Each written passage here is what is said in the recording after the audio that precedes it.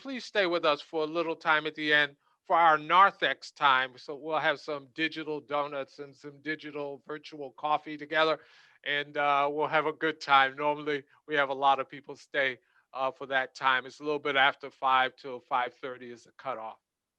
During the month of February, we have the opportunity to join with our sisters and our brothers in a campaign of the Western Jurisdiction College of Bishops entitled Where Love Lives. During Black History Month, the theme for our webinars and other activities is committed to our Wesleyan roots, the inseparability of personal piety and social holiness. So we will have a Monday school each Monday in February, 8 o'clock a.m., a series of 3 to 5 minute biblical and theological learning videos that will launch each Monday, and a series of 4 webinars which will focus on the themes. Now, this is our first Wednesday webinar in the month of February. In our series, and today's webinar will be hosted by our Committee on New and Vital Congregations and the Office of Congregational Development of the California, Nevada Annual Conference of the United Methodist Church. So please join me in welcoming our Executive Director, and I think I'm saying this for the first time, Craig, Dr. Craig Brown is joining us, and he'll be our moderator today, and he will introduce our special guest. Good afternoon, Dr. Craig Brown. Thanks for that, Dr. Nichols. This is going to get tiresome very quickly, calling everybody our titles. Good Lord.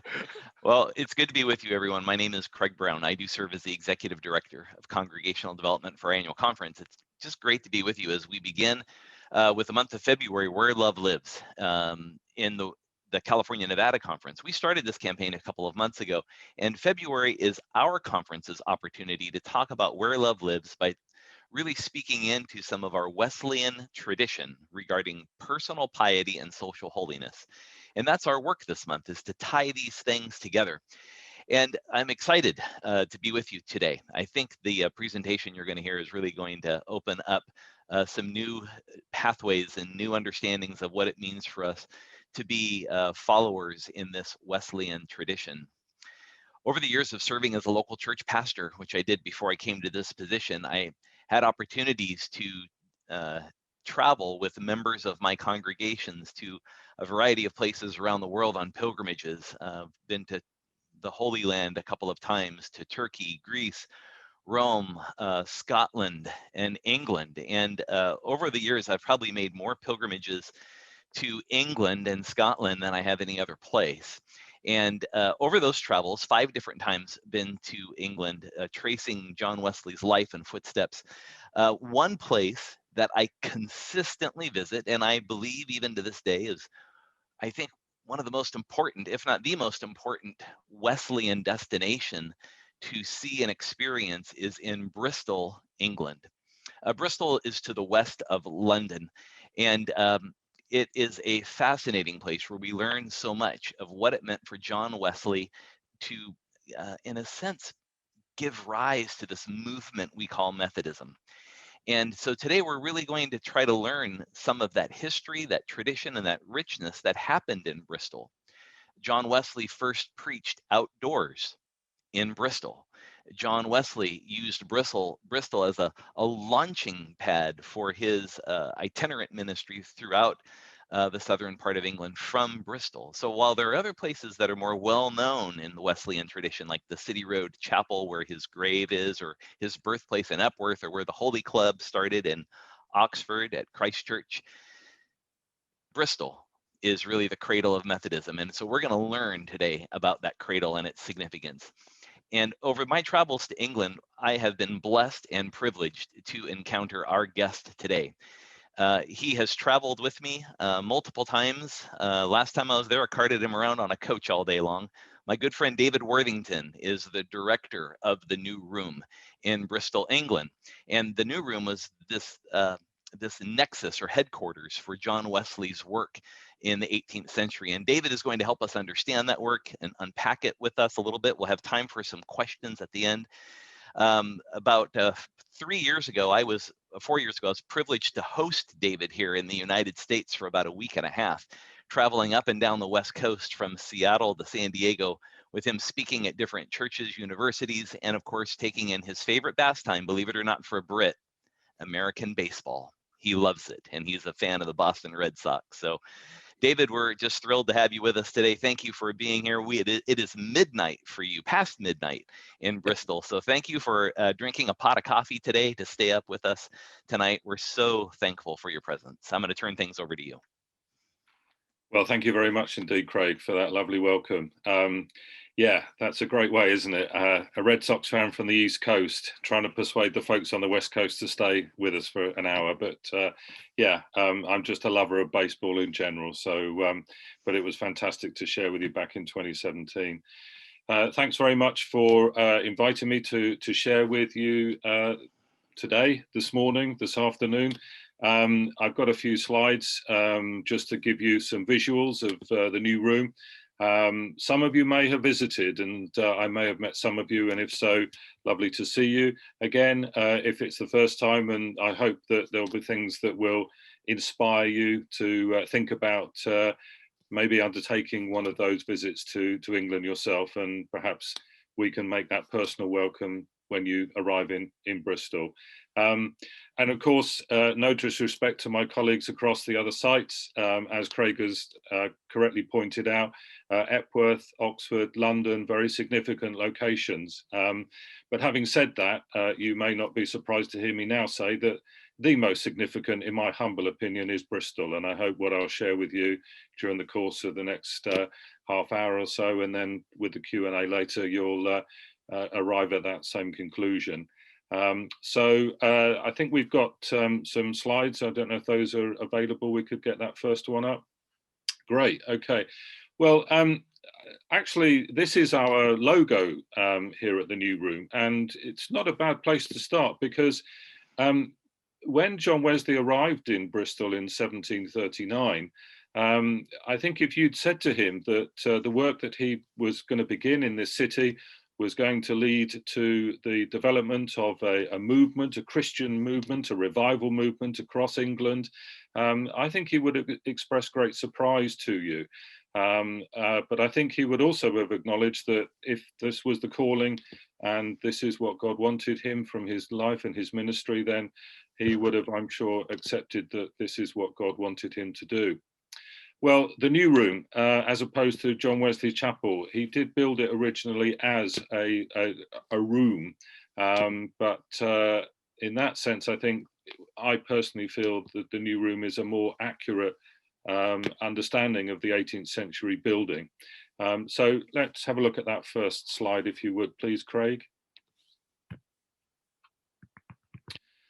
So again, some of you who have visited may know this particular entrance. This is our Broadmead entrance. We have two separate entrances. This is our Broadmead entrance. Welcome to the new room, the cradle of Methodism. Again, we've referenced how Methodism was born in Oxford, and of course, then Wesley learned more from his time in Savannah, Georgia, before coming back to England. But Bristol, as far as we are concerned here in the Southwest, the cradle of Methodism, in other words, those ideas, those thoughts, those practices which he wanted to put in place were developed very much here in the city of Bristol. And in that sense, it's a city that not only is most closely associated with the establishment of English Methodism, but as I'll go on to share with you, also American Methodism. Again, some names that I'm sure will be very familiar to you, like George Whitefield or Francis Asbury. But let's move on to that next slide then, if you would. Okay, well, let's first of all just set a little bit more sort of geography for you. Craig referenced the fact that Bristol is a city which is located west of London. We're about 100 miles west of London. Now, I appreciate that over in the US, 100 miles is no distance at all, whereas to us here in the UK, it's a very significant geographic spread, 100 miles. And of course, what we also have to remember in the 18th century is that much travel was done not by road, but very much by the sea. Bristol is a maritime city, it's a trading city. And in that sense, it has become the gateway to America and to the West. I often remark in my talks when American groups come to visit us that I believe in your schools you're taught that it was Amerigo Vespucci who gave his name to the continent of America, to which we politely point out that a Bristolian sailor by the name of Giovanni Cabot was sponsored on his original journey a few years before by a Bristol merchant called Richard Emmerich. So we think we've got a good handle on the name and where it comes from, but you guys can stick to the Amerigo Vespucci story if you want to. But in the 18th century, Bristol was the second city in terms of being the trading port and the gateway to America. So I've started off, first of all, in our Broadmead courtyard. We created this garden back in 2011, obviously dominated by the statue that was put up in the 1930s. Again, some of you will know from your visits or probably your research, there are quite a number of John Wesley statues around the country, including in Epworth and London at the Wesley Chapel. Both of those are of John preaching. This is the only statue in England of John on his horse. And we thought back in the 1930s, that was the appropriate place for that to be, because as I'm sure many of you are aware, Wesley was probably one of the most well-traveled men of the 18th century, clocking up in the region of about 250,000 miles. So a very substantial number of miles covered during that itinerant preaching ministry. There is a copy of this statue at the Wesley Theological Seminary in Washington, DC. That is a copy of the original that we have in our Broadmead courtyard. I have had the pleasure of speaking at the Wesley Theological Seminary and having my photo taken next to their version. I'm pleased to say ours has retained his reins over the years, whereas the one in DC has lost them. Anyway, there he is, John on his horse. As you can see, he's reading, or is he praying? You can make your own mind up whether that's a prayer book or a Bible. He wrote and read extensively. Probably the horse had a good sat-nav system on him. Right, well, let's just talk a little bit more about what happened for John Wesley in Bristol. He began his open-air preaching in the city at the invitation of George Whitefield. Whitefield, of course, who'd been a member of the Holy Club at Oxford University and had begun an open-air preaching ministry in the city. And he invited John to come to the city to take on a work that he had begun. And if you get the opportunity, do look at Wesley's journals. There are some fantastic quotes, and Craig will be familiar with some of these, but I just wanted to share them with you because there's nothing like hearing it straight from Mr. Wesley himself.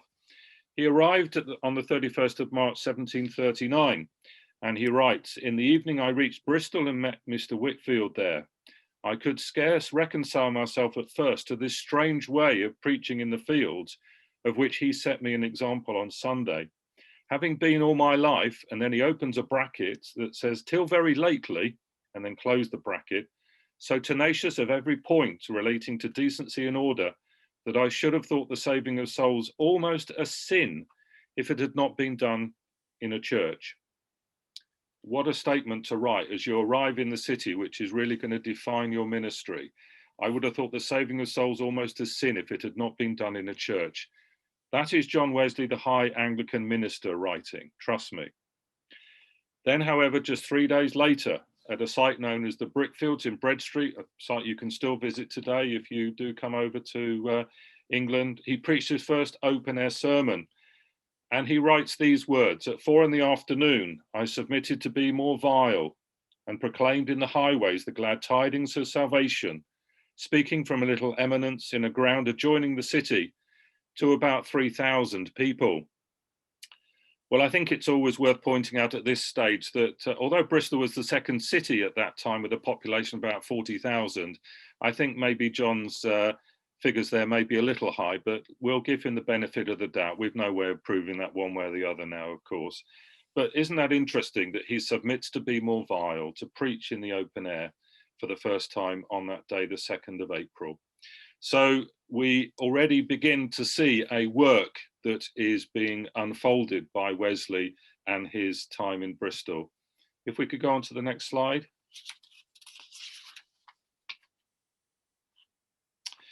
So this is the view that greets you once you come through that door into the chapel. This is the chapel as Wesley would recognize it from 1748. You'll notice that that's a few years after the 1739. That original building was in a fairly poor state and therefore had to be reconstructed on the original ground in 1748. Just a couple of features I wanted to point out to you. First of all, if you look on the left-hand side, you'll see that wonderful clock. And this is a gift that John presented to the new room to ensure that his preachers kept good time whilst they were in that space. And you'll notice that it was a clock visible to the majority of those who were at present, not at the back just to keep the preacher in good time, but at the side so that everybody could see how time was going. So the new room essentially represents the first purpose-built meeting house for the religious societies. And when we talk about religious societies, what we're talking about are groups of people who had responded to that open air preaching that Wesley had begun in the city, taken over from George Whitefield. But these were people who not only wanted to respond to what was being preached, but of course needed to learn, needed to be taught, needed to understand. And therefore Wesley began to gather them in these groups and allowed them the opportunity to teach each other and to offer that teaching. Just to illustrate how quickly things happened in that year 1739, I mentioned that he preached in the open air for the first time on the 2nd of April 1739. Can you believe it? He took possession of the land on the 9th of May 1739. So essentially 5 weeks later, he's already taken possession of the land. They laid the first stone just 3 days later. And the first meeting in the shell of that building was on the 3rd of June, 1739. Can you imagine how quickly the word of Mr. Wesley and his preaching was getting around the city of Bristol? Well, as you can imagine, when somebody like that comes to town, it's going to attract a lot of attention, a lot of positive attention, but in some cases, actually some quite negative attention. And in the same way as you might often look at Christ's ministry and see how often he was challenged by the religious authorities of the day, the same thing happened to John Wesley. The Bishop of Bristol, Joseph Butler, wrote to him and said, "Why are you here in the city? I have not invited you." Wesley replied, and there is a letter again, which I'm going to quote from directly because I think it sums it up most beautifully. And again, these words may be familiar to some of you with your studies of all things Wesley. He wrote in his letter to the bishop, "I look upon all the world as my parish. Thus far I mean that in whatever part of it I am, I judge it meet, right, and my bounden duty to declare unto all that are willing to hear the glad tidings of salvation. This is the work which I know the Lord has called me to, and sure am I that his blessings attend it. Great encouragement have I therefore to be faithful in fulfilling the work he has given me to do." Well, that's a bold statement to write to your bishop, isn't it? And I'm not necessarily suggesting you adopt that same attitude. But what I am saying is that Wesley was very much wanting to get to a stage where he was willing to strike out and make what he thought were the decisions. And therefore, I think it's, again, relevant just to focus for a moment on that writing and those words that were shared with the bishop. "I look upon all the world as my parish." I'm sure many of you will have heard that quote many times before. Well, he then subsequently had a face-to-face meeting with the Bishop of Bristol in August in 1739, in which again he was challenged why he was still in the city. And again, his words may be familiar to some of you. "My Lord, my business on earth is to do what good I can. Wherever, therefore, I think I could do most good, there must I stay, so long as I think so. And at present time, I think I can do most good here. And therefore, here in Bristol, I stay." Strong words indeed. So what we have is the establishment of a movement that was preaching in the open air. It was allowing a space for people to come in and to learn and to be taught. And that work then very much becomes the model for the development of the Methodist movement across England, bases located in London and Newcastle, a city in the northeast of England. And it's at the New Room in Bristol that class meeting structures are first established. I don't think we'll have time today to go into the full detail, but I'm sure many of you will be familiar with class meetings and societies. But again, that concept began in Bristol at the New Room. In 1748, when the chapel was extended, it was also at that time then registered for religious worship. And therefore it not only becomes the oldest Methodist building, but by default, the oldest Methodist chapel. And I just wanted to share this quote with you, which I think is very significant, and I hope will back up what I'm sharing with you as we spend time together here. Some of you will be familiar with the extensive biography written by Arnold Dallimore of George Whitefield, a 2-volume. And he wrote these. He said, Wesley's first 2 months in Bristol mark the point of supreme change in his life. Gone was the man of doubts and uncertainties. Instead, here was a man with a confidence befitting his abilities, ready to enter into the great mission of his life. Well, I don't think there's any doubt in my mind that that is the ministry that John begins and continues. So if we could move to the next slide, Craig.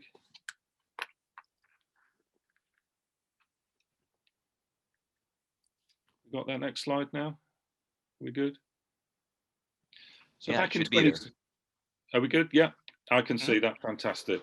So back in 2017, we completed the construction of the new visitor centre, and this is the entrance from the horse fair entrance, the other side of the site, and this wonderful statue of Charles Wesley preaching. And it's a statue which was commissioned in the 1930s. And again, I think for me is my favourite Charles Wesley statue. I'm aware that there is one at the Asbury Theological Seminary. With respect to anybody who is whose the alma mater is that, I prefer our one in Bristol, but then I'm a little biased, aren't I? Craig, if we could move on to the next slide.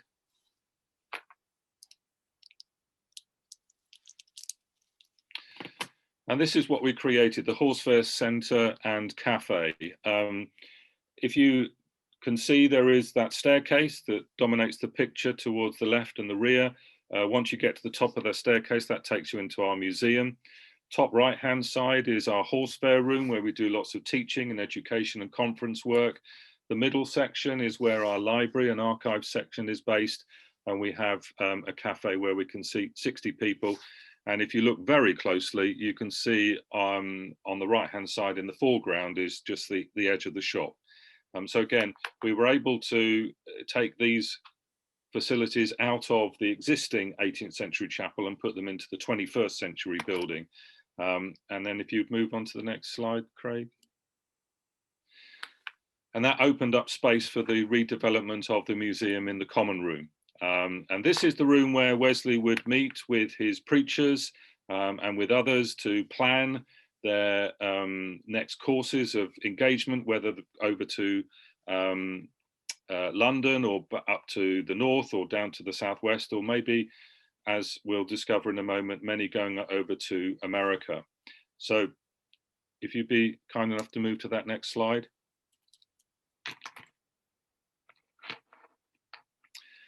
So this is our American room. And again, some of these faces may be familiar to you. I'm just quickly going to go around. We can see we've got George Whitefield here on the left-hand side.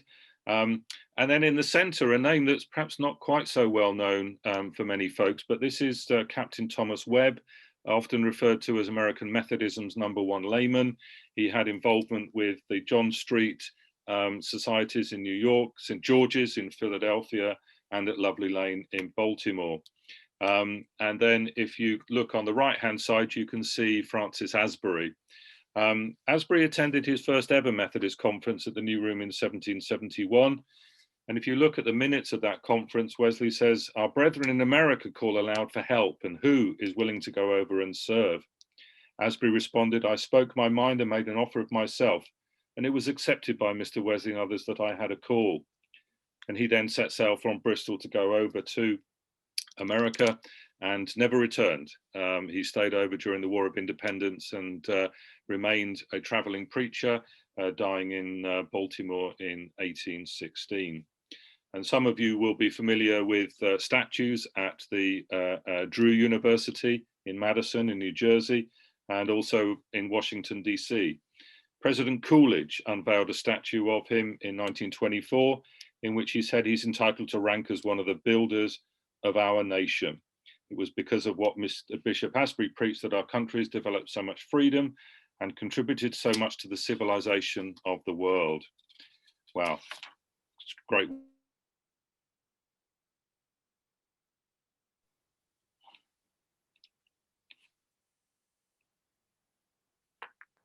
Oh, you dropped out for a minute, David. You want me to go to the next All right. slide? Yeah, would you be kind enough to move it on? Certainly. Thank you.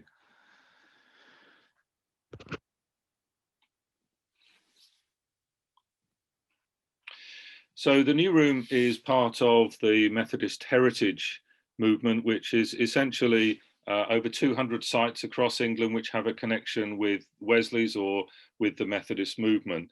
And I just wanted to share that because, again, I think it's important that if you are going to take the opportunity to come over to the UK, that you make sure that you do include the other sites that we've mentioned, London and Epworth, as well as ourselves here in Bristol. I just want to share one quote with you from Joe Hibbard, who is the Methodist Heritage Officer, who says, "Through promoting our heritage, we are refocusing on the story of the Methodist Church in the past to support the mission of the church in the future."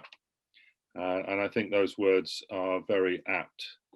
And then if you would move on to the next slide, if you would, please.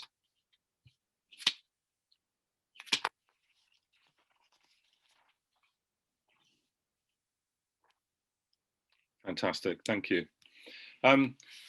I don't think we'll have time to go into great detail, but the reason I've introduced this slide is that I mentioned a few minutes ago, I got the chance to speak at the Wesley Theological Seminary. I was also invited to speak at the General Board for Church and Mission, also in DC. And I got the opportunity then to go to the National Archive building. And again, some of you, I'm sure, will have made that journey at some point in your life. As you know, it's on its own sort of site within DC, and there are 4 statues dotted on the 4 corners of the block, including this one here, which is the young female figure known as Heritage, holds a child and a sheaf of wheat in her right hand as symbols of growth and hopefulness. But it's what's written just immediately underneath, and I blocked a little bit out, but I wanted to share it with you because the words that are written on that statue were actually quoted from Wendell Phillips, who some of you will know was an American abolitionist in the 19th century.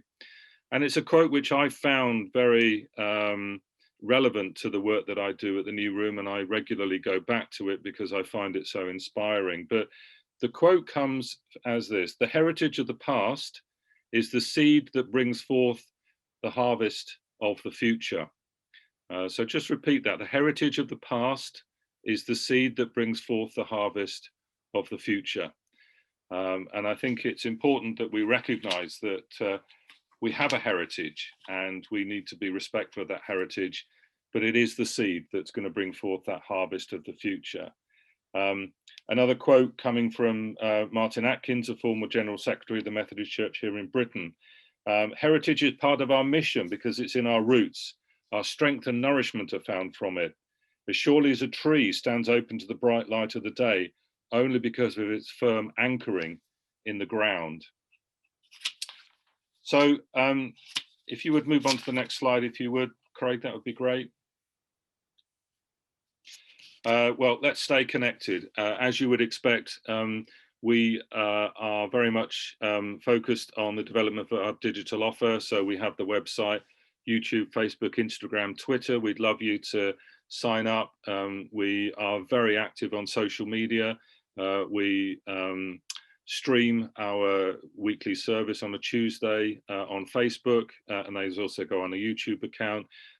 We have Wesley Wednesdays, where we share quotes of inspiration So there's a lot on a digital perspective that you can get involved with. So I hope that just a little fraction of what I've shared with you today will encourage you to come and visit. And if you can't make it face to face, and let's face it, none of us can go anywhere very far at the moment, but at least let's stay connected digitally and hope that the day will dawn soon when we'll have the opportunity to actually meet each other face to face and spend some time in the new room.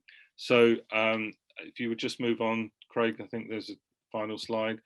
Yeah, that's it. So I'm done. I think I've probably exceeded my half hour by just a couple of fractions. Apologies if I've gone over a little bit, but I hope that that's been of interest to you folks. David, thank you for the presentation. It's always refreshing to understand that so many of the pieces that we regard as kind of pillars of the Methodist movement found their original footing in Bristol. Bristol is where the class meeting really was organized, put together. The circuit structure was built for the first time in Bristol. So many of the things we know today as part of our tradition happened in that place. And the thing that I learned today that I didn't know before was the timing, how in just a few weeks, he went from a place of thinking the only place to preach the gospel is in a church to 3 months later, building his first preaching chapel where he can carry out that work. It's a remarkable and fast movement. It's really wonderful. So thank you for what you shared. I've got a few questions I wanted to ask you. I'm going to be selfish before we open it up to everyone who is joining us in our webinar today. All right. And so the first question I want to ask you is this, is how do you think the work of the Wesleys, and I use the plural on purpose, both John and Charles, because Charles's home was in Bristol. So this is an important piece too. How does the work of the Wesleys in the 18th century Bristol connect with some of the challenges that the world is facing in 2021? Yes, well, I think that I would probably begin by saying that we are probably not that far removed, although we're 300 years on from when the Wesleys were around, that some of the issues that we're facing today are exactly the same issues that the Wesley faced then. I think for me, the critical point is that the Wesleys responded to the need that they encountered. I didn't share too much about all the other activity that the New Room has been involved with over the years, but one of the first groups that John engaged with when he came to Bristol were miners in the Kingswood area of the city. And as they began to respond to Wesley's preaching, they wanted access to education for their children. And so Wesley responded to that. And again, as you know, Craig, the Kingswood School is now moved from Bristol to Bath, but even so, education provision still remains very much part of the Methodist ethos. In England at that time, there was no access to a universal health care, and therefore many people were unable to get access or even afford a doctor if they were able to find one. And so Wesley offered the New Room as a medical dispensary to offer help and support. Wesley had a lifelong interest in the use of herbs for medicinal purposes. For example, his most famous non-religious book was Primitive Physic. Again, something that I'm sure people will identify with at the moment, that where hunger existed, the New Room was there as a provision of food banks. So I think that you know, when we look at healthcare, when we look at education, when we look at need and hunger and nourishment, the Wesleys responded to those needs. But there wasn't a sense in which you somehow had to do something to deserve it. It was a question of if you were in need, then they found a way to engage with you. I think I would just want to pick up on the Charles Wesley, because you've flagged it up in your question, and I think often we get quite focused on all things John Wesley, but I think it's important to recognise that in the early years, Charles was also part of the itinerant preaching ministry, but then settled in Bristol, as you say, Craig, and therefore was essentially the minister at the New Room. because John remained itinerant for all his life. To all intents and purposes, Charles was, the lead minister at the New Room, and so much of what I've just mentioned with regards to sort of responding to those challenges was very much also under the sort of authority of Charles to make sure that those provisions happened. Yeah, excellent. The second question I wanted to ask you, and I'm gonna add on to this based on something we talked about right before we started the webinar. Okay, so be prepared. So I'd love for you to share Wesley's vision of ministry with the disenfranchised and marginalized during his days of ministry in Bristol. What kind of implications does that have today? And then the thing we were talking about before the webinar started was how there's some exploration happening, especially this month during Black History Month, about Bristol's intersection with slavery and Wesley's contribution to that. So there's a lot in that question, but I just kind of want you to unpack that a little bit. That so much of what we understand about engagement with disenfranchised, marginalized people, and especially in 18th century, the slave trade, Bristol became an important place in all of that with Wesley. Share with us. Okay, yeah, a lot to unpack there, as you say. I mean, I think that for me, what lies at the heart of Wesley's ministry is a social gospel. It wasn't just about preaching the word and challenging people to respond, but also trying to serve the practical needs. And of course, many people in Bristol, second largest city, were essentially people who'd moved from the poverty of the land, working under a feudal system on the land, to the poverty of being in the city. The newly industrialized areas that were beginning to develop, Bristol very much with its coal mining and also its maritime trade. So as we see today, there are many people who enjoy great benefit from the economic system, but there are many people who are also cut off from it and not able to enjoy that sort of wealth. And I think for me, Wesley deliberately sought out those people. He preached in the open air for the very first time. One of the reasons why I think John was so bold in his response to the Bishop of Bristol about, I'm going to stay here until I feel called to go elsewhere. John was strictly speaking at that time, speaking outside the city boundaries. And he was really inferring to the bishop, your ministers are not going out and engaging with the poor and the disenfranchised and the marginal. And so don't come and preach to me about engaging with those people if you're not prepared to do it yourself. I'm going to go out. The Kingswood miners were a tough bunch. They were people who, if they didn't agree with what you said, they would essentially, kick you off the land. They were squatters. They had no legal right to do what they were doing in the Kingswood area of the city. And I think I just want to share one quick story before getting onto the slavery one. I mean, during the 7 Years' War in the mid sort of 1750s, there were French prisoners in Bristol. And of course, many people had no care or compassion for these people. They were, the enemy. And Wesley went out and started to engage them. He preached to them. And then once he'd preached to them, what did he then do? He then set about raising money to purchase linen and wool cloth to make clothes, which were then distributed to those prisoners who were in greatest need.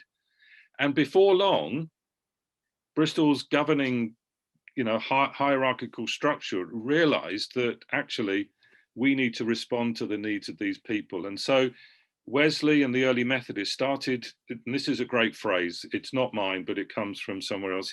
It started a chain reaction of compassion. What a great phrase that is, a chain reaction of compassion. If we go out and start to engage with the poor, the disenfranchised, the marginalized, I think that many people will actually look and say, not only are those folks doing a great piece of work, but we need to be doing a great piece of work with them and come alongside them and do that. And therefore, I think that, what Wesley did with that example of those French prisoners was to say, look, you can have your views about whether I should or shouldn't be doing this, but I believe It's my work and my ministry to do this. And so often the way people responded, and that created this sort of chain reaction. As far as the slavery link is concerned, Bristol is a city which has grown rich, often from its trade in America with tobaccos and sugars, but of course in people as well. Bristol in the 18th century was not only the second city in terms of population, but it was the second city in terms of the slave trade. So ships would sail to West Africa, and they would then take their human cargo over to America before coming back to England. And in that sense, many folks, I'm sure, will be aware that Bristol hit the international headlines in June of last year during a Black Lives Matter protest, when, believe it or not, in 2020, Bristol still had a statue of a slave trader, Joseph Colston, because he was seen as a man who'd also been a great benefactor to the city. This has been a very, very, very contentious issue within the city for many years. Many people felt as though they had tried to use legitimate means to get the statue removed. And there was a swell of opinion during the course of that protest, when, of course, and I'm sure people will be familiar with the images of that statue being toppled. What's interesting is that there was very, very, very little damage or violence to anything else in the city. The attention was focused exclusively on that statue. There wasn't general anarchy and trouble. That was the issue that people wanted. Their statue was to come down. And as many of you will probably know, what they then did was roll the statue to the floating harbour in the city and throw it in. And of course, that was very much what would happen with those slaves who died on the way over to the Americas, that they would just be a cargo that would be disposed of and thrown overboard. So this is an issue which still is a very strong one in the city, but it also gave us the opportunity to then talk about why we have two statues. As you've seen in the presentation, we have one of John on his horse and we have Charles preaching. Why were the mobs not concerned about attacking our statues? Well, I hope that they would appreciate that what we have is the good stories to share about how these two men challenged the slavery issue in the 18th century. And again, I'm sure many of you with your reading will be familiar with the influence that John had on people like William Wilberforce and John Newton. And in that sense, I think that there is much to focus a very positive story to share about John Wesley and Methodism. But it is very clear, and again, I would encourage anybody to read Thoughts Upon Slavery. It's a sermon which he preached regularly at the New Room, in which he basically said, you know, this is an evil trade and it must stop. And his work, although it didn't, the ending of the slave trade didn't happen until 1807, Wesley was very much at the forefront of that being eventually brought into play. So I hope I've been able to answer quite a long question there, Craig. Excellent. You did exactly what I was hoping you, in that you would intersect how much of Wesley's preaching and teaching against that slave trade in the 18th century intersected Bristol, because it was the hub of that for commerce. And how Wesley's confrontation of that was a confrontation of an economic system of sheer power.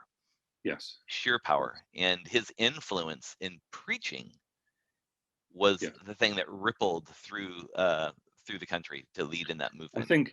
I think just one final point that I would make. I talked a little earlier about the chain reaction of compassion that began with the French prisoners of war. It was interesting, within days of the Colston statue being torn down, thrown into the floating harbour, so many landmarks in Bristol have a connection with Colston: Colston Hall, Colston Tower, Colston Street, Colston School. All of those names are now gone. And in that sense, you know, you can argue about the appropriateness of a statue being torn down, but it was very clear that it wasn't just this was a mob violence. This was, I believe, the people of Bristol saying, yes, it is the right thing to do. The name Colston must be taken down. We must remember and repent for the way in which Bristol earned its wealth in the 18th century. And I'm not for one moment proposing that, history is in that sense just, eradicated. But I think that to face the prospect of somehow giving praise to an individual who was responsible for the death and servitude of thousands of people, it just seems wrong. Yeah, David, thank you for that. I've got one more question for you before we open it up. And over the times we've spent together, I've gotten to know you fairly well. You and I are both baseball fans, both eminent fans of U2.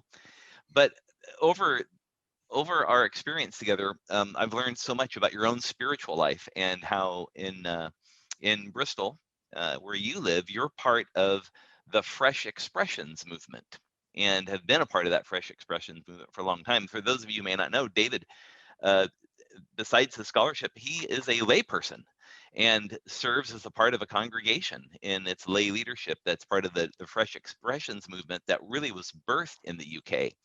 So the question I have for you is this, is within that new movement of the Christian tradition within the UK, how do you see connections, or how do you experience yourself the spirit of Methodism today, even though people might be surprised to find out you're not actually Methodist?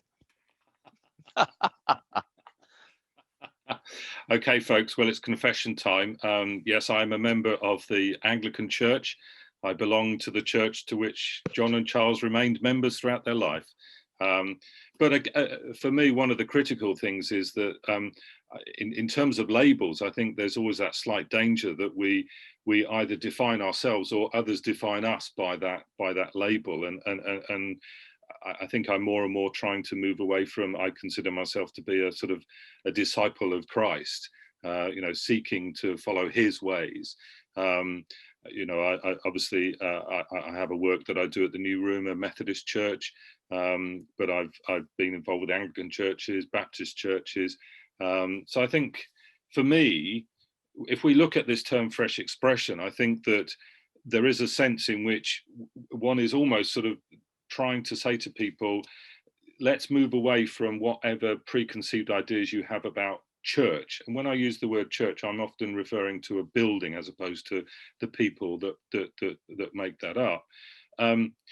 Those who don't go to church, so many people today, and I'm sure this is the case over in the US, will describe themselves, I'm not a religious person, but I'm a spiritual person. And, I think it's just allowing people these opportunities to ask questions, to challenge us as to why we believe and what we believe. And so that spirit of Methodism to me is about willing to put yourself into that environment that says, look, I'm very happy to take questions, to try and answer your questions. The caveat is I might not be able to answer all of them, but I am a seeker. I am a person who wants to learn and to serve Christ better in what I do. And in that sense, I want to take the knowledge I've got and use it, but also to share that with others. And allowing people, I think, that opportunity to ask questions. And for me, one of the great joys about working at the New Room is the fact that it is a space which many people, and they've shared this with me over the time I've been in the role, is that there is a great sort of spirituality to the place, but they don't feel that it's like a church. They almost believe it's a space in which they can be open and they can ask questions. And I think so often we are in danger of using language and terms that almost sort of take people down a path that they don't really understand. And I think often we have to begin with, well, where are you, brother? Where are you, sister? Tell me where you are, and I will then, start that journey where you are, as opposed to, I'm going to start here and you may need to catch up with me, or actually I might lose you completely because I'm going to start using language and terms which are completely alien to you. So I think the reason why John and Charles were so successful is because they were able to engage with people in a way that the people understood and were able to engage back again. Again, we always have to remember that John and Charles were two very well-educated men. They were graduates of Oxford University, and I suspect both of them could have lived a relatively comfortable existence within the world of academia. And I'm sure many people would have said that they could do a fantastic work, but they responded to what they felt God was calling them to do, which was to go out and share with the poor, the disenfranchised, the marginalized, the prisoners. And again, I'm sorry if I come back to it, but to start that chain reaction of compassion, that people saw that there was a work that these men were doing, that probably they didn't understand it in themselves, but there was something that said there is something good, there is something right that these men are doing. And of course, we always had to acknowledge not only men, but women, because John was very open to the idea of women serving in leadership roles, authority roles within the church.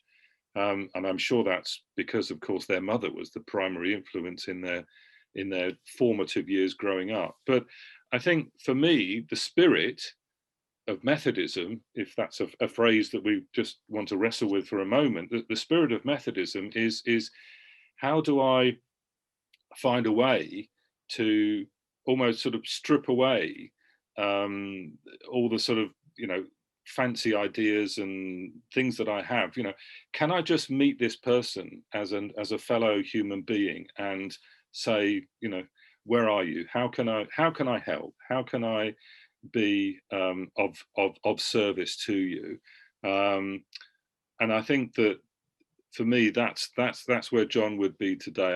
I'm sure that he would be at the forefront of during this pandemic, ensuring that there were food banks or vaccination centres or access to electronic equipment to allow people to access the internet and all of those sorts of things. So I think that for me, what's important, and I'll just conclude because I'm sure there are other questions, but there is no doubt that John and Charles responded to their respective callings and that God did a great work. We've been talking about that for an hour now. That is very clear. However, I think it's always important that we do not create false idols. And I, from time to time, have been challenged in my role as the director. Why do you have these statues of these two brothers? Well, they're not there for idle purpose, but what they are there is to allow us to tell that story. And one of the quotes which I often come back to, and I think this is, again, all sort of worth bearing in mind, that Charles Wesley wrote, God buries his workers, but carries on his work. And I think it's important that we find out what it is that the work that God wants us to do. Because for me, John and Charles knew what that work was and were faithful in fulfilling that work. Our challenge is, are we in tune to allow us to say, that's the work which I know God has called me to do, and I am being faithful in that. And I think for me, that's the key. We have two wonderful examples of a Christ-filled life. And it's wonderful to share those stories. And I could talk for even longer about it. But what's important is, what are we going to do with these stories about the way in which we live our lives, in our ministry, in our engagement with our fellow workers or students or family, or whatever your social groups are. How does our faithfulness impact upon the way people hear us and engage with us? And I think for me, that's the critical thing. So I think that it's a big question you asked me there, Craig. And again, I hope I've managed to at least tease out some of the answers. But I think that, and again, I will just share one final thing. Again, I'm sure some of the folks here today will be familiar with John Wesley's Thoughts upon Methodism that was published in 1786. Again, just a few years before the end of his life. He was 83 at the time. But I think that if you are familiar with this quote, again, I apologize for using it, but I think it is worth just sharing with you one time. He wrote, "I am not afraid that the people called Methodist should ever cease or exist, either in Europe or America." And again, that's interesting because, of course, the word Methodist was a mocking term given to the Bible moths at Oxford University. So we know John Wesley didn't like the word Methodist, but what he said, "I am afraid lest they should only exist as a dead sect, either having the form of religion without the power. And this undoubtedly will be the case unless they hold fast to the doctrine, spirit, and discipline with which they first set out." Now, we don't have time today, and I'm sure that, you know, there are many studies we could go into about that. But, you know, for me, what's more important is not the word Methodist per se, but ensuring that we are seeking to, you know, be that sort of faithful disciple of Christ Jesus. Well said, David. Thank you. We have time for a couple of questions for David. I'm going to invite Reggie to chime back in and see if there's some questions. I want to also see if the bishop wanted to say any words also. So we'll give some space for that if you want to. But I have a question from Gary Pope Sears. Could you share about the means of access to the pulpit in the new room and how it was arranged to keep preachers safe? Okay, absolutely. Well, as we shared during the presentation, the space was built as a meeting house for the religious societies. However, as more and more people responded to the Wesley's preaching, they would encourage them to go to Anglican churches, primarily because they wanted people to take communion. Often those people, when they went to those Anglican churches, were turned away. They were told they were not welcome because they were not members of the church. And so the new room began to take on the air more of a chapel or a church. So that included then the double pulpit, which you can see in that slide. So the lower pulpit would be used for the reading of the Bible and leading worship. And again, this will make the hairs stand up on the back of your neck. This is where Charles would have heard many of his hymns sung for the first time. And again, we still celebrate so many of those today. The upper pulpit reserved exclusively for the preacher. So John and Charles and many others who we know from the early Methodist movement would have preached from that upper space. But again, as we shared earlier, the Bishop of Bristol was not the only dissenter, if I can use that term. There were many others who didn't want to hear what the Wesleys had to say. And so in the same way as they were often verbally and physically abused when out in the street, they were also attacked and so you can see the balustrades around that double pulpit area just to offer a degree of protection. How effective it was, I don't know. You again will know if you've read many of John's journals that he would often fear for his life as he was literally chased out of town. But just imagine yourself stood in that pulpit. I've often shared with the groups that come to see us that what I hope will happen is that not only will you get the opportunity to stand in that pulpit, but that you will preach with that power and conviction when you return to your homes and churches. Because what is important is that what goes on at the new room does not stay in the new room. It then gets taken as that seed and sown around the world. One other question that's come up, Elise says, "I'm fascinated that your remarks indicate that John Wesley underwent something of a conversion coincident with his arrival at Bristol from being more tentative to being more bold. Could you say a little more about what circumstances may have contributed to this conversion? Okay, well, many people, of course, will know of John's heart strangely warmed in London. And in that sense, I would just want to challenge that, because I think that although he does write about that in his journal, he makes no further reference to it in any further writings. So although I appreciate that the Methodist Church, celebrates that day, and that conversion moment, I would respectfully say that if you are looking for another date, if you happen to be looking for another date to celebrate all things John Wesley, I think you could do worse than select the 2nd of April when he preached in the open air for the very first time. Because for me, that I believe is the moment when John Wesley moves from being a high Anglican to a man who is prepared to serve his one true God and go out, and if that brings him into conflict with the authorities, then so be it. And of course, if anybody knows anything about John Wesley, they will know him as an open air preacher.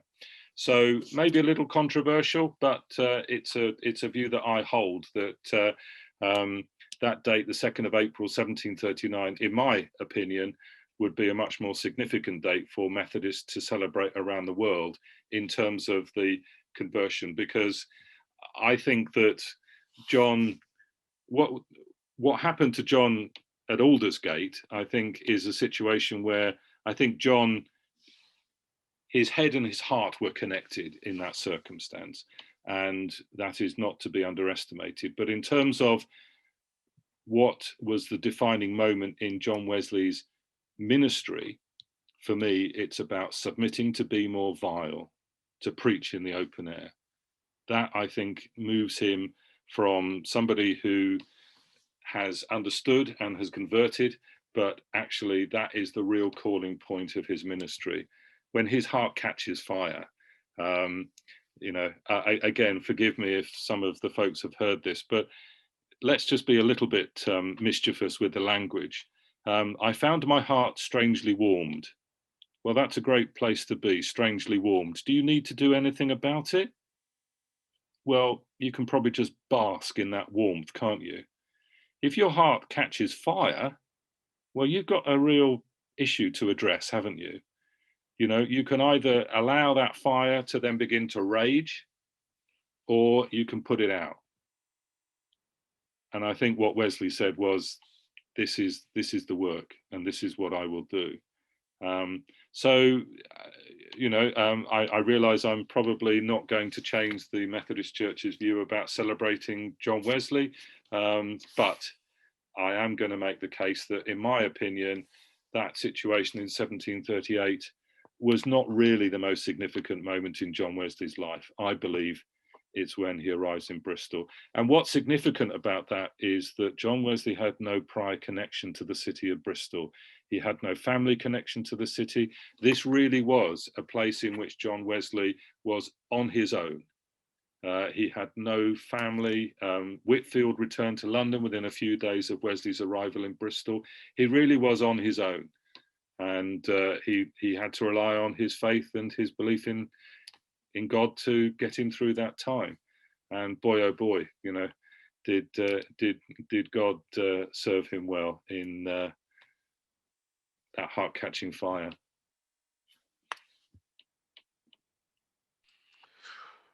Great. Yeah. That is fantastic. Yeah. Well, David, we can't thank you enough, and I want us to come to the conclusion of our time by making an introduction for you. All right, and the introduction for you is to the resident bishop of the San Francisco area, Bishop Minerva Carcaño, who has been with us this whole time and has been listening in and enjoying this, and we're going to see about promoting her to panelists so she can bring greetings to you, David, and to all who have tuned in today to the Wednesday webinar. So give us 1 second. We have to. Yep, here she is.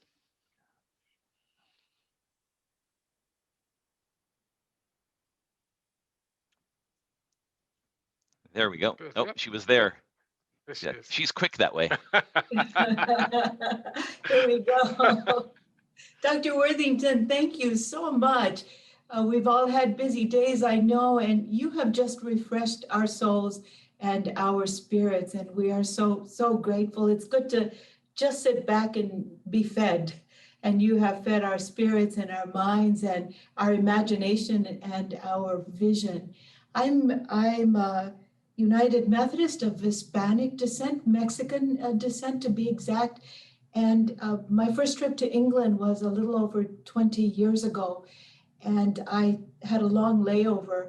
I was going to Africa. And so I thought, I want to go see Wesley Chapel. I want to come see you at some point on my next trip. But I thought I want to go to Wesley's Chapel. And I thought, knowing myself, knowing my background, knowing my cultural identity and experience, that I would be a tourist to Wesley's Chapel. And do you know that the moment I got there, I felt like I was home. It was such a deep, profoundly spiritual experience. And I believe it's the way that the Holy Spirit binds us together in this common identity of a heart strangely warm that is on fire, truly on fire when we allow the Holy Spirit to speak to us and to connect us to this incredible history that binds us together. As I think of you as an Anglican colleague, Anglican brother, I think of you as a brother, as being from the tradition of our ancestors, our elders in some ways, many ways. And I am so grateful. I'm so grateful. And I'm grateful that you continue to think of us as you do your work. And your words have been both words of teaching, but they've been words of encouragement as well.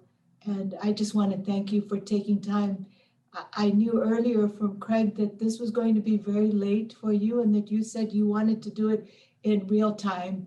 And we have felt real spirit and real presence from you. And we're so grateful. Well, thank you. That's very kind. Yeah, it's been a real pleasure to share with you, and I hope that what I've been able to share will inspire. But we would, of course, love to welcome you when circumstances allow to travel and spend time. But yes, I've had the pleasure of welcoming people from all over the world, and yeah, there have been many moments, very emotional moments, of people who have stood in the new room and literally just cried tears of joy, and that sense of being home. And I think there's always a slight danger that when you experience that every day, it becomes a little routine. But I think, one has those moments from time to time when you literally are walking in the Wesley's footsteps and, spending time in that space that they would have known and loved and served so faithfully for all those years. Thank you again. Thank you. Thank you.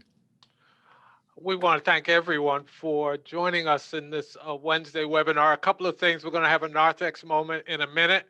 Don't forget to join us next week when we're going to look at our title for our webinars, our Wesleyan Roots and Discussions on Race.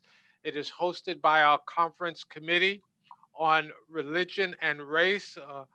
Reverend Dale Weatherspoon and some guests will be with us, so join us.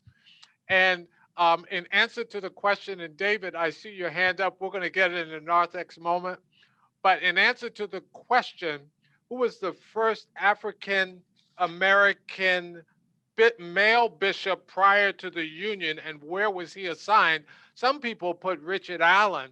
And Richard Allen, while Richard was a great writer, orator, and speaker, and founded the African Methodist Episcopal Church, the first African American bishop prior to the Union was Francis Burns, who was elected in 1858 and assigned to Liberia. So just a fact that we found. So I'll be asking some more questions during this African American History Month. So thank you for joining us. Please join us next week for our Wednesday webinar. Stay with us if you have the moment for our narthex moment where we can greet David, even though it's late for him, it's afternoon for us. So he promised to give us some time. All right. God bless you. We'll look forward to you. And David, I will take your question at this time. Okay. Thank you.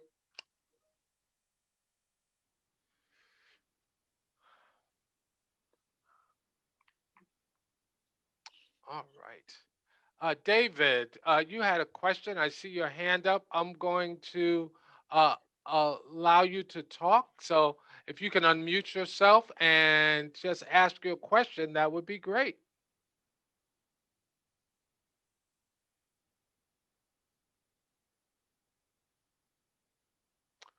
David, uh, David, are you there?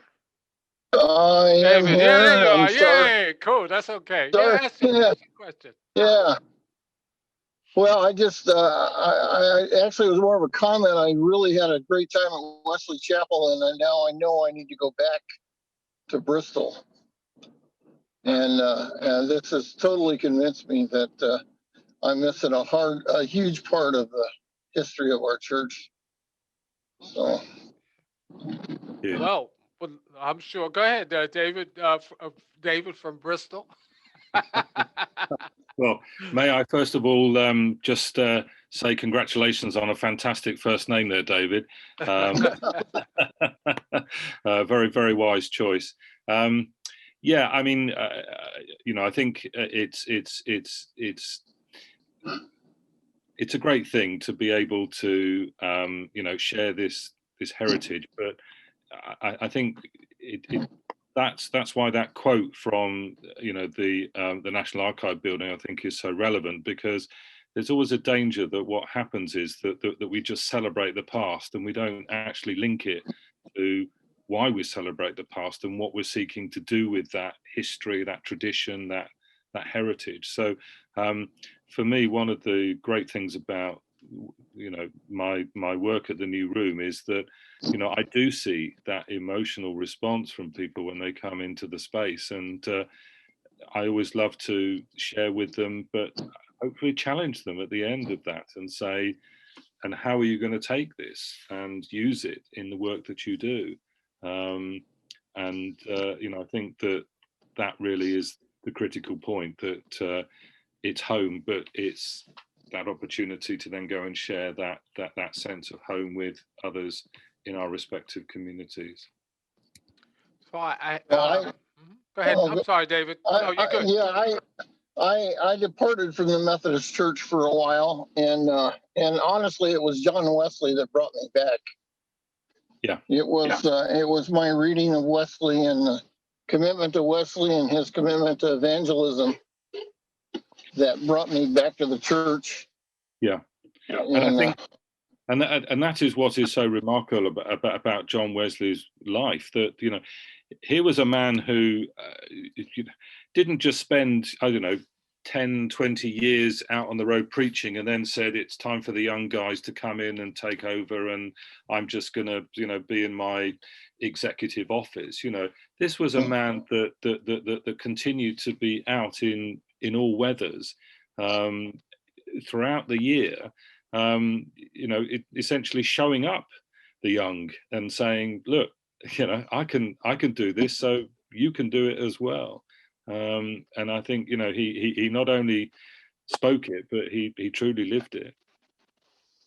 Well, I've been preaching for 52 years, so I'm not ready to retire yet. Yeah. Well, Wesley would say, "Carry on the good work, my friend." Yeah. Thank you, David, for your question. I have Charles. Thank you. Charles, you have a question. Do you want to ask the question straight up, Charles, or I can ask it for you? Yeah, good. Let's see here. I can't. Live. I don't know if you can video it, but Right. yeah, I don't know if you can do that, but you can ask the question. We can see your. All right. Yeah, we can see your avatar. There you go. Go ahead, ask your question. Well, David, thank you so much for spending your late night with us, and truly a great tomb of information that you shared with us. My question to you, from your perspective, being British, why do you think the Methodist movement flourished in America more so than it did in Britain and across Europe? Well, I think I would probably start with Europe first. I mean, of course, what you have to bear in mind is that Britain was a Catholic country until Henry VIII couldn't get his divorce, and then with that established the Church of England.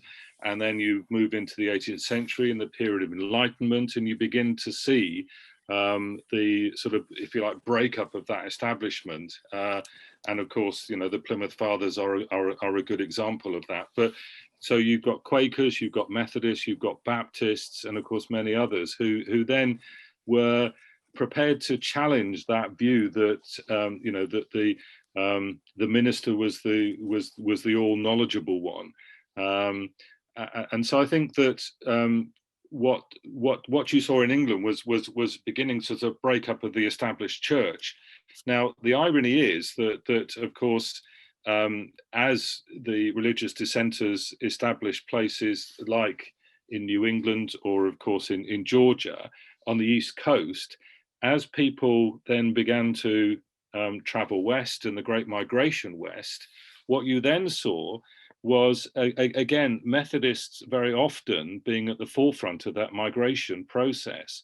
And as such, Methodism, I mean, these are rather crude terms, so forgive me, but I think, Methodism becomes the established Christian church of America. Now, obviously, one can look at America today in a wide divergence, but I think that Methodism, in that sense, was almost there at the start, in the 18th century, and I think has therefore sort of woven itself into the fabric of America in a way that Methodism here in Britain and Europe sort of really wasn't able to do, because that we weren't starting brave new countries, we were just enjoying the benefits of the empire. And of course, we could get onto the whole slavery question again then. But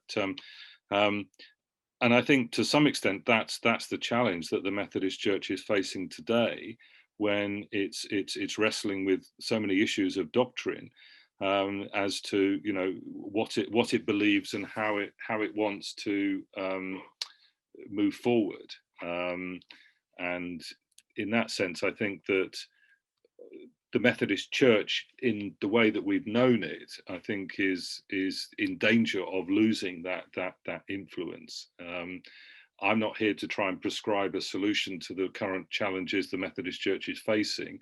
I don't feel it's my position to comment on that. But I think what is relevant is that clearly that influence that Methodism has had in America is in danger of being diluted by the struggles that the church is facing. I hope that answers some of what you were asking there, Charles. Thank you. I if I'm allowed to follow up, I guess the question would be, was there any social elements in Europe that made people averse to John's message? I don't think, again, I think we sort of touched on this a little bit in the presentation, but I'll sort of expand the answer a bit. I mean, the people that were most afraid of the Methodists were not the ordinary, everyday working people. The people that were most afraid were the establishment, and the establishment in the 18th century often would include the influence of the church. The power that you can hold over people when you may be the only person in the town or village that can read and write. You are seen as a great font of knowledge and wisdom. You are by default given respect by others. I mean, that's a very privileged and powerful position to be in. And then you have people coming along and saying, well, actually, everybody should have access to education. Everybody should learn to read and to write. everybody should be given the opportunity to explore what they believe and why they believe, and to have dialogue and conversation. And, you know, this is why people felt so challenged by the Wesleys, that, you know, they sort of almost blindsided people by not coming in and being confrontational with them, but just saying, well, look, you know, we're all human beings, we're all men and women together here. Why can't these people also have access to the same privileges that you've had? Because the Wesleys, of course, benefited from good education.